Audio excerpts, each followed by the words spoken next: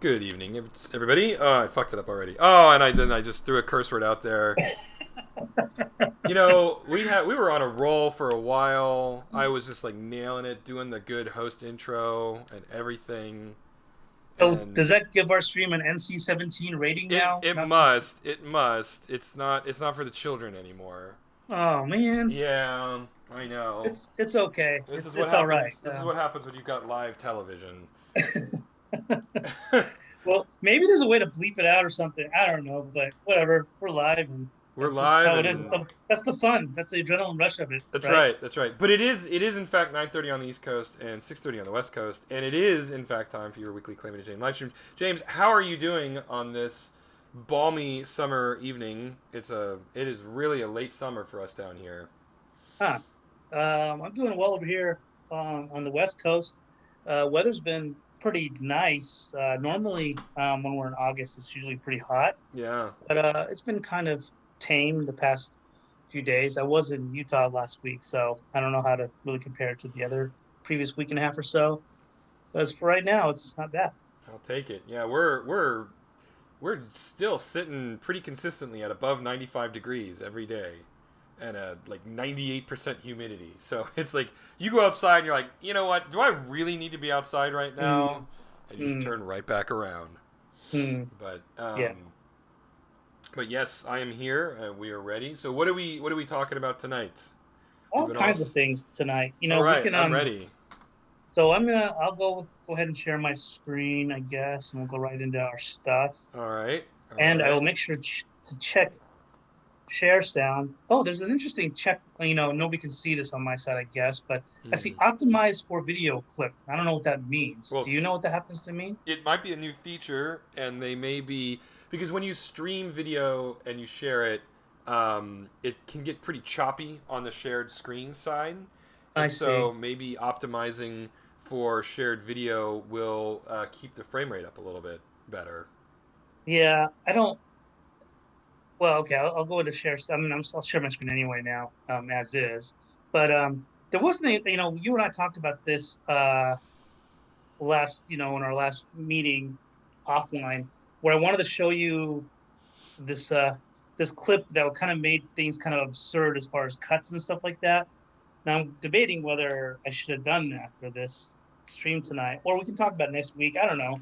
Maybe we can just kind of get into things. Well, I mean, I think it's valuable to take a look at it. I mean, as if people remember, if they caught the stream or watched it after the fact, um, we changed Mayor's position in the frame because it created an odd line of action problem where it seemed like every time the camera moved, Mayor was also completely changing his orientation, right?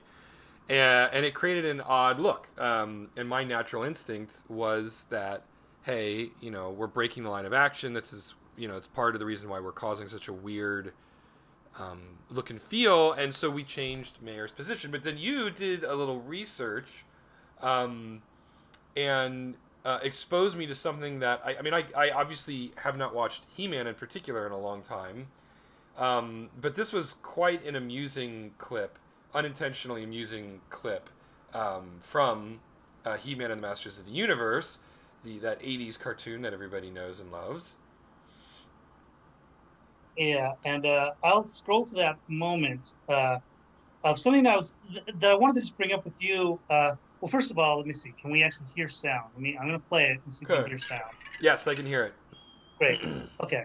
And it's not that important to stream the. If anybody wants this clip, maybe we'll put it in our description Yeah, for you people who can. get nostalgic for He-Man, I Yeah, that's guess. that's true. That's true. Yeah, we can definitely put that. We'll put that in the description of the stream after the end of the end of the broadcast.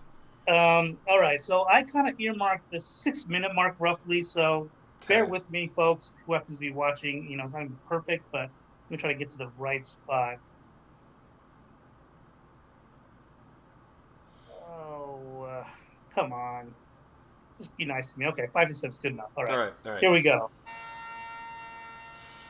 How could Dark Dream's powers have escaped? Well, the seal on the chamber must have been broken. Would have taken a large explosion or a land disturbance. I'm just going to pause for a second. So, yes, so our main thing we're watching here is just how they tell the story Mm-hmm. and the Mm-hmm. shots. And so my favorite thing about this was watching Eric's reaction when I showed him Yeah. this clip. I'm So I'm inured to it now. Obviously, I know it's gonna come. yeah. I will try to emulate. Yeah. I will try to You know what? mimic my response to these moments as we press play again. Yes. And what's funny is I've watched it at least 10 times and I still laugh Yeah, myself. yeah. So okay. Anyway, all right, Okay. I'll shut up now. We'll play through it for a minute. I had a rough night.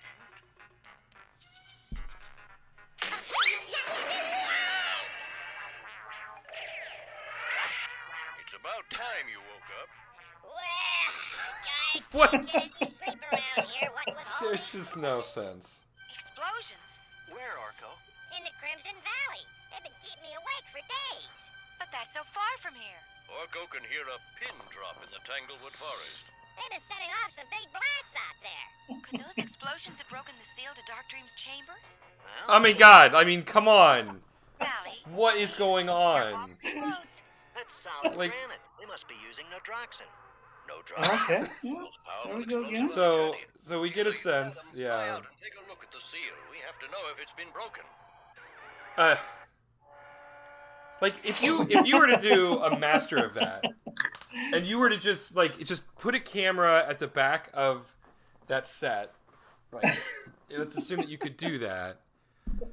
The characters in that scene would literally just be popping from location to location. Like there's no continuity. There's no continuity editing whatsoever.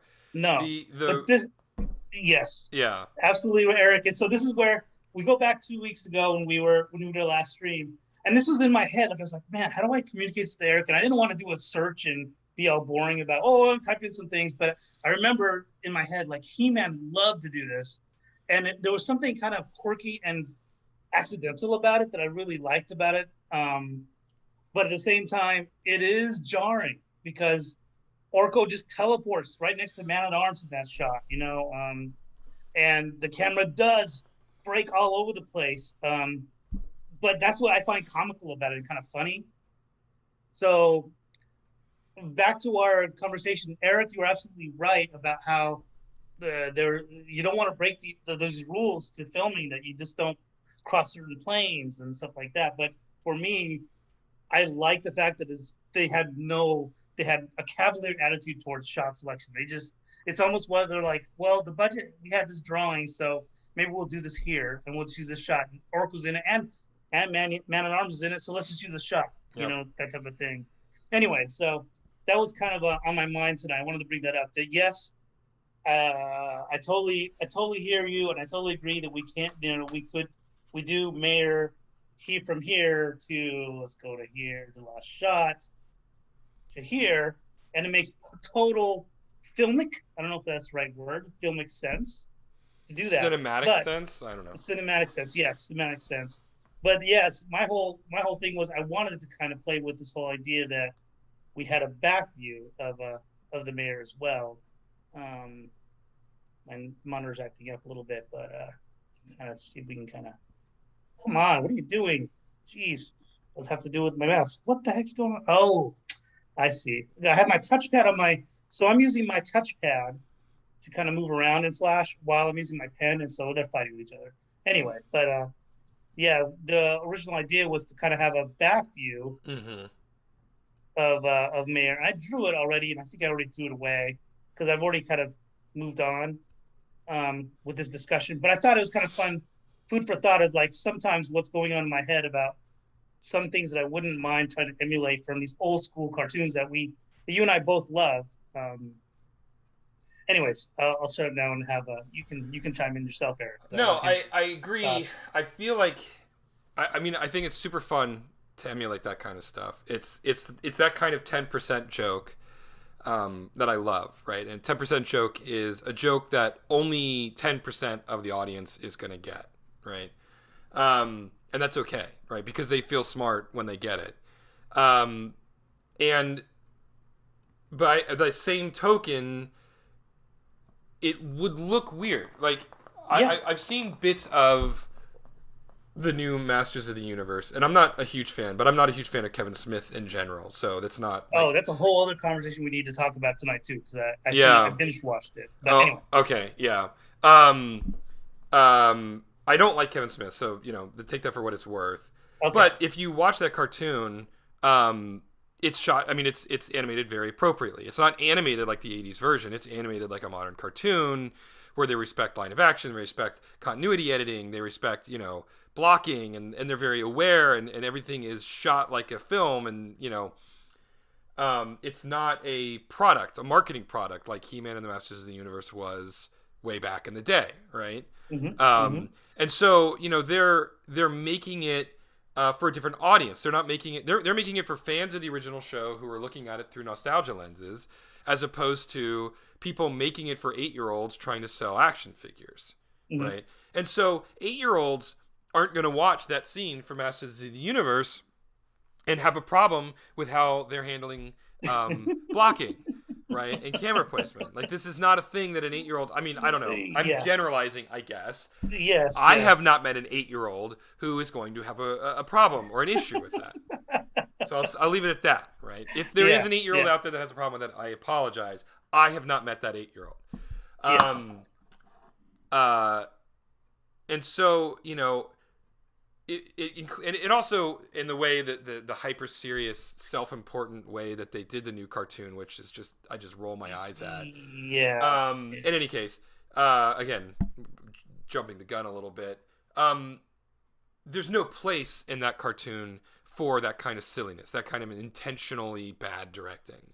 Whereas in Calamity Jane, there absolutely is that opportunity. However, because it is such a niche, specific 10% joke, I feel like we would need to have a way to set it up to justify it. So in a scene like this, where there's no context, it's not a gag scene, it's kind of a story-heavy scene. Calamity's in a moment of crisis. We're still introducing a couple of new characters in the form of, Dr. Exposition. Doing that in this scene, I feel would be out of place. Where we want to do it, I think, is in an episode that is really like soup to nuts, intentionally aping our favorite 80s cartoons. And in that sense, like when we inevitably do that episode, right, because of course we are,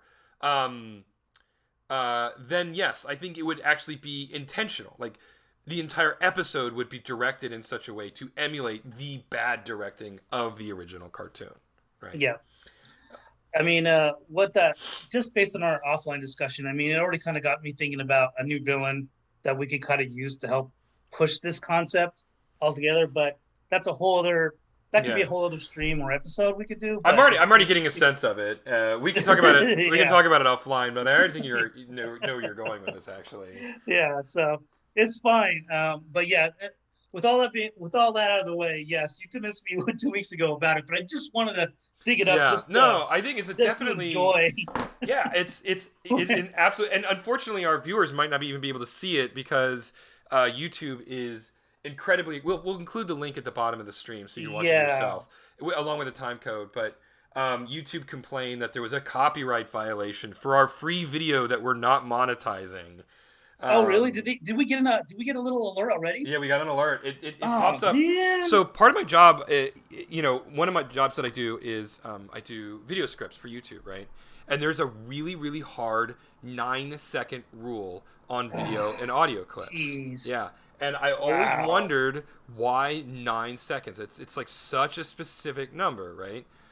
Well, it turns out that after about 10 seconds, the YouTube robots start looking for copyright violations. Wow, and that's great. That's so Skynet-like, and also very impressive. It's so impressive, and it's also pure evil, effing evil.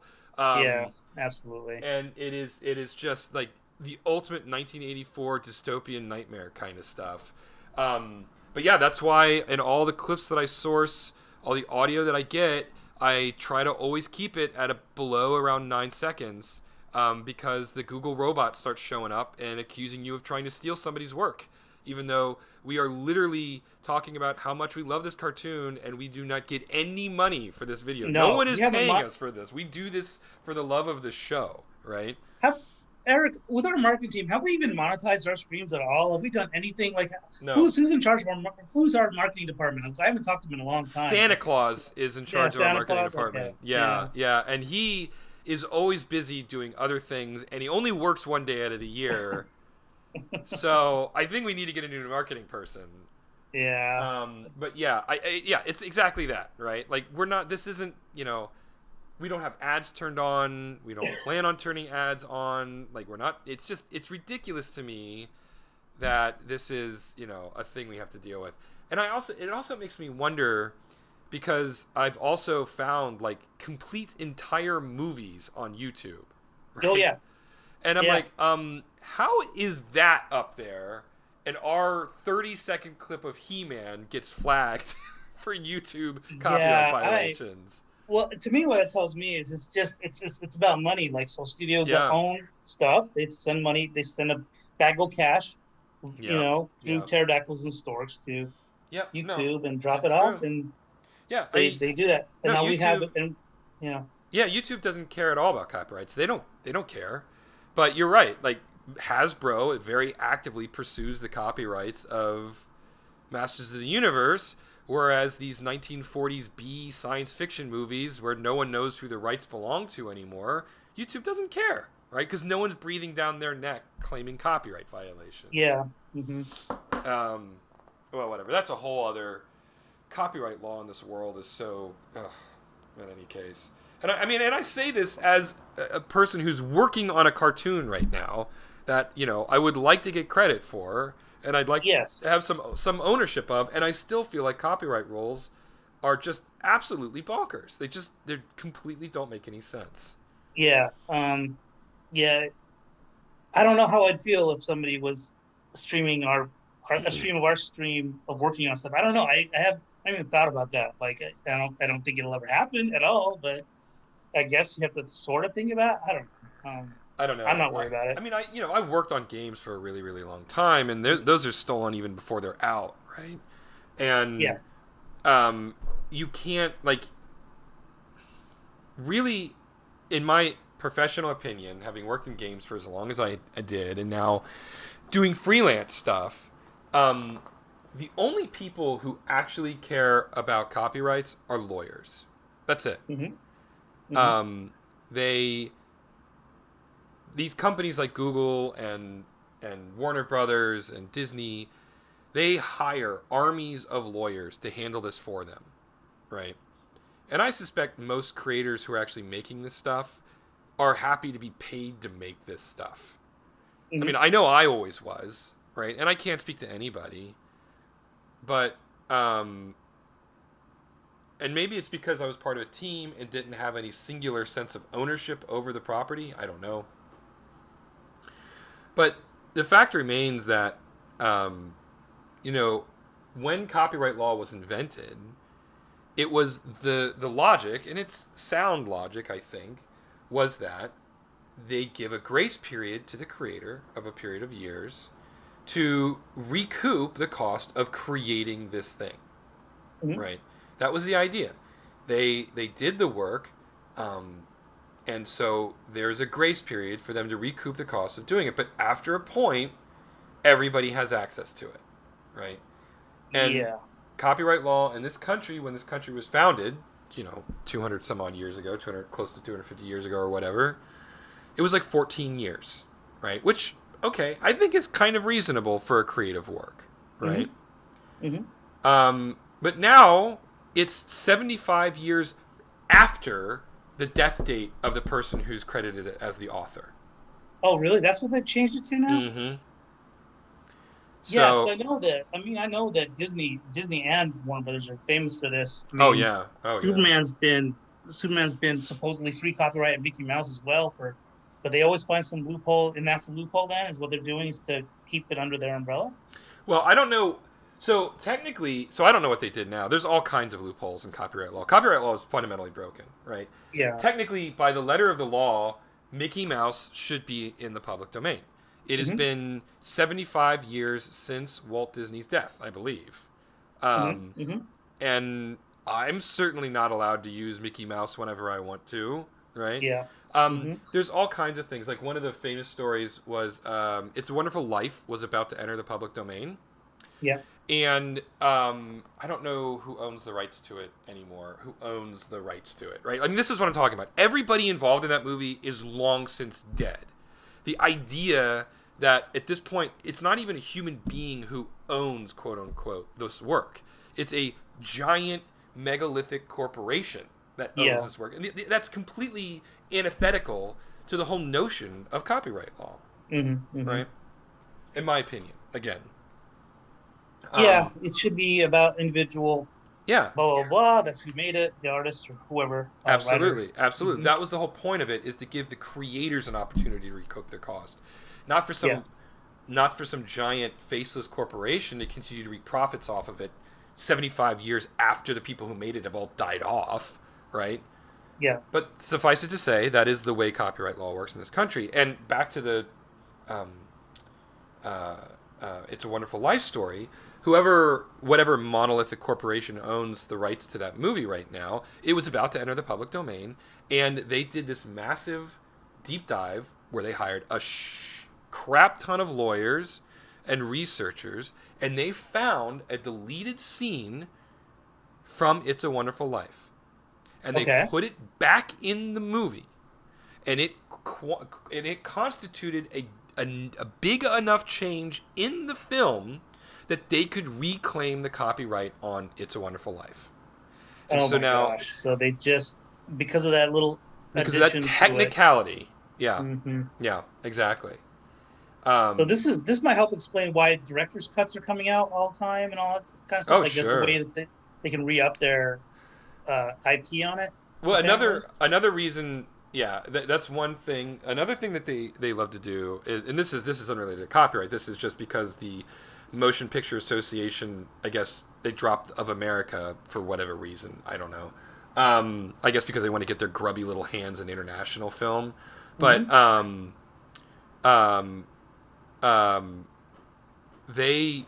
if you put deleted scenes on your DVD, you have to pay the MPAA to rate those scenes to maintain your rating. Oh. Okay. And so that's why with R-rated movies, or PG-13 movies even, they will go the unrated edition. It's a brilliant marketing. So they slap all the stuff on the disc. They don't resubmit it to the MPAA. So they don't have a rating, so it's technically unrated. And they get a little bit of, a little titillation, a little bit of, I wonder if it's something bad on this. And it's always just a really, really crappy deleted scene that should never have been in the movie in the first place, which is why they cut it in the first place. But yeah, so that's one of the reasons why they do unrated editions of PG-13 and R-rated movies. Wow, I mean, that's pretty trippy. Did not know that.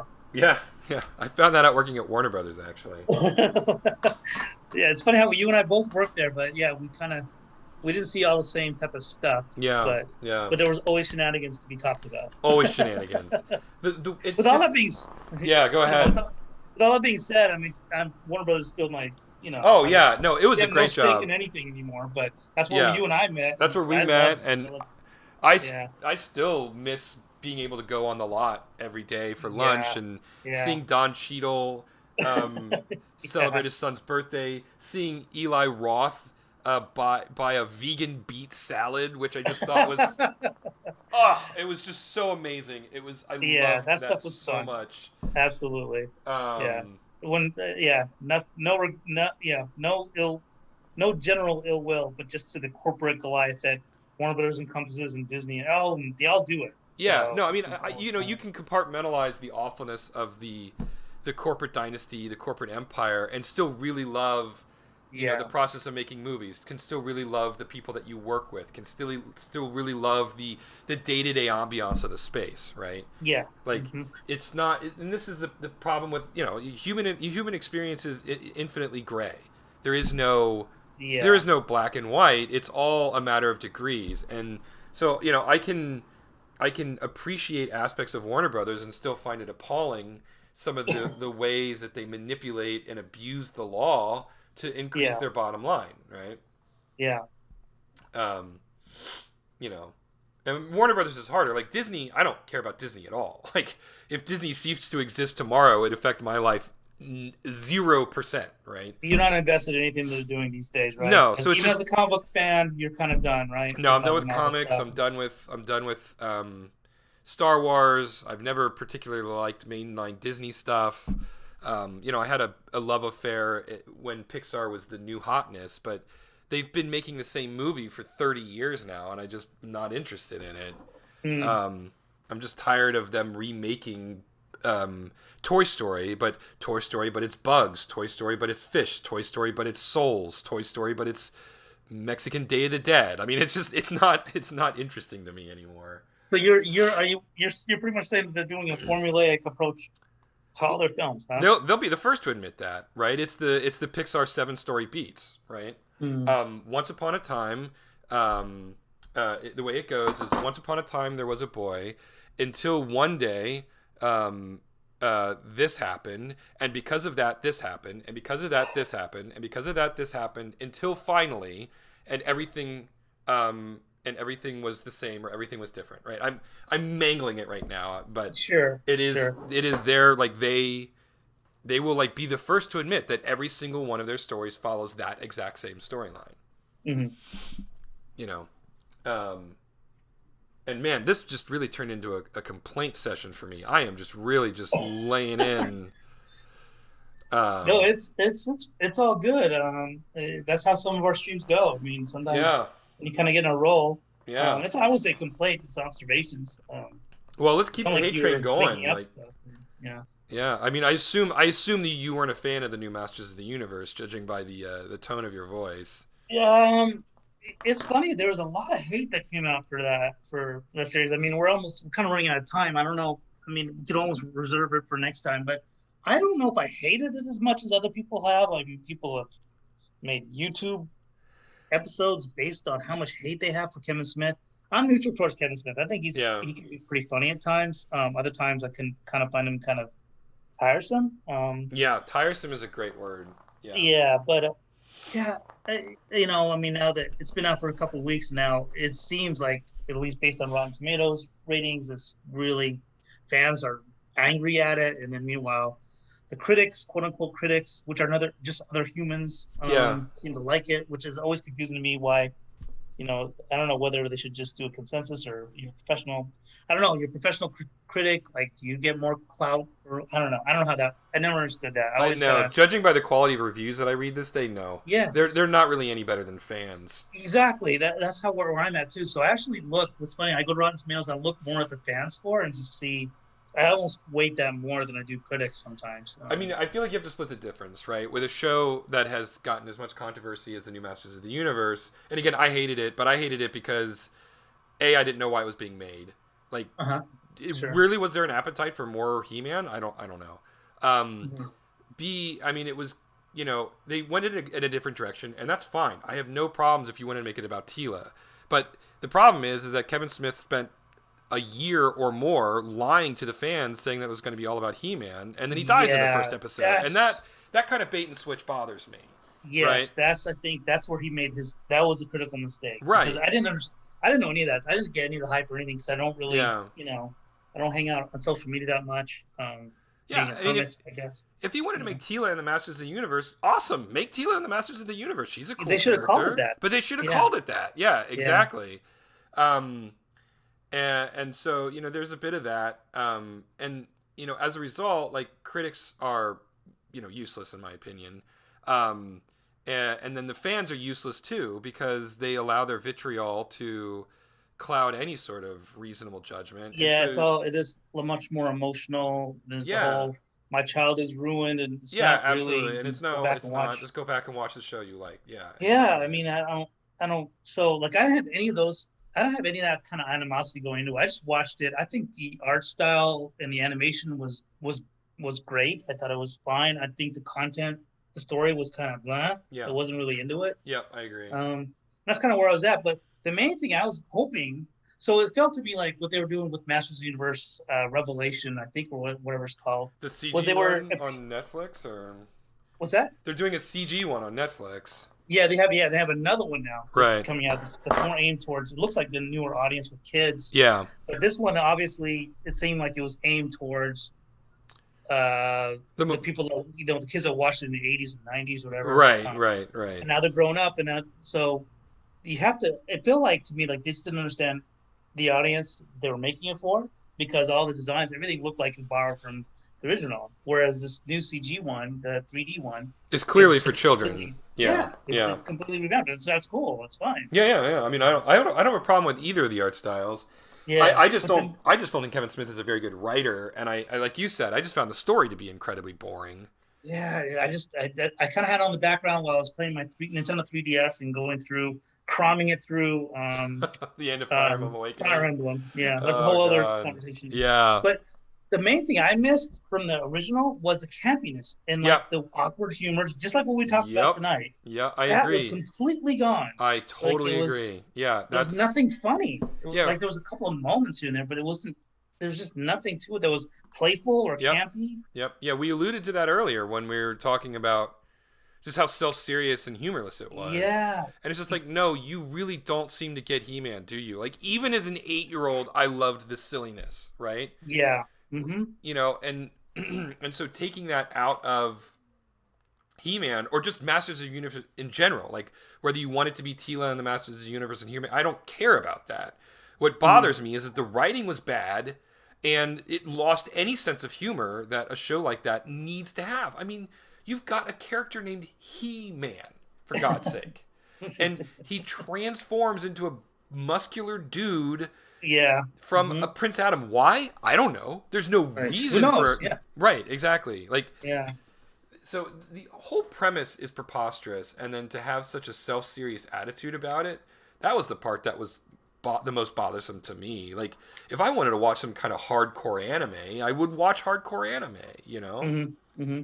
But again, I go back to, was anybody asking for a revival of Masters of the Universe? Yeah, I don't think so. So, but with all that said, I mean, I did try to watch it and give it a shot, and I don't care. Like, I know it's like part 1, and they're gonna make it a part already. I'm sure part 2 is already in the can. Well, yeah, they split it. It's like 10 episodes, and they split it in half for some reason. I have no idea why. Maybe that was just the way they budgeted it. Yeah.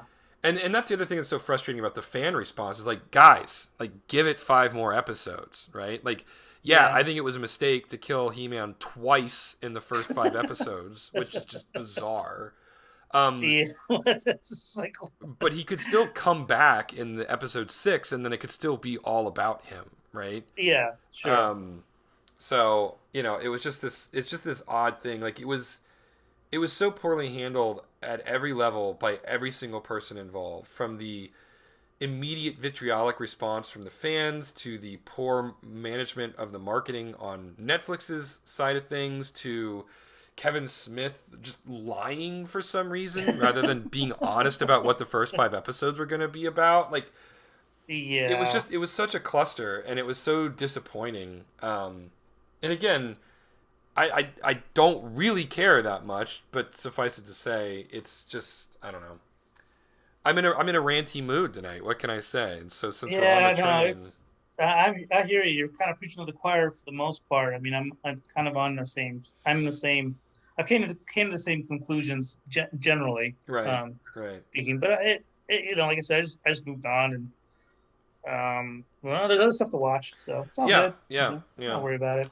But we are. So it's funny. Yeah, go ahead. What's funny is, like, while we're doing all this, I'm just going to try to catch up. I know. Look at this. I managed this is to. Crazy. It's funny. Like, again, what I love about using Adobe Animate is how we just made 2, background background, like, their backs to us. Mm-hmm. Characters of Wanda and Molly. They're here hanging out now. It does feel more filled out. Mm-hmm. And I'm doing. You can see I'm doing a really light background pass to kind of block it in where the debris will be for Mitchell's house. But it's already kind of coming together, so I want to get your thoughts on that as we kind of wind down our. I think it looks great. My only comment is I feel like given the size of his head and his height, I feel like Clem is either too close to the camera or too tall. Yep. That's my True. only note on blocking. Yeah. Yeah, there we go. There we go. That Yeah. feels more That feels a right. little better. Otherwise, I think it's great. I think it's just looking. I think this looks phenomenal. I think everybody is where they need to be. And then I did manage, like, you know, when I was working on this scene already before, like, I did manage to get him to turn around too. So Oh, nice. when Doctor Exposition shows up, she'll be there as well.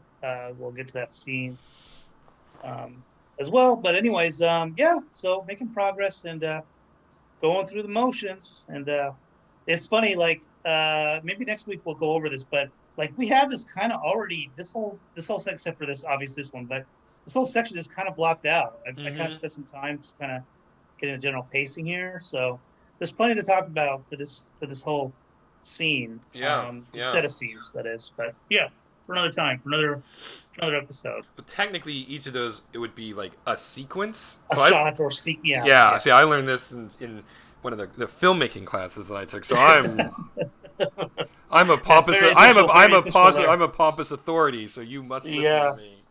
For me, like I'm just thinking about my flash file. This is my scene, and there's a whole bunch of shots in there. It's Right. like, okay, good enough. Good enough. Okay, well, I think we have ranted for long enough this evening, James. We will let everybody go. Thanks for tuning in and watching us animate and talk about nothing for a half hour or so. We'll be back next week. I think most of our adventures are. Will we be back next week? I think we will On Monday. Yes. I'm not traveling. Yeah, I'm done traveling for a little while myself. But Oh yeah, we'll definitely be here. Yeah. Okay. We will be here next Monday. I'm getting all my dates screwed up. Same Calamity channel, same Calamity time. Stay safe out there, everybody, and we'll see you on the flip side. Good night. Good night. All right, and we're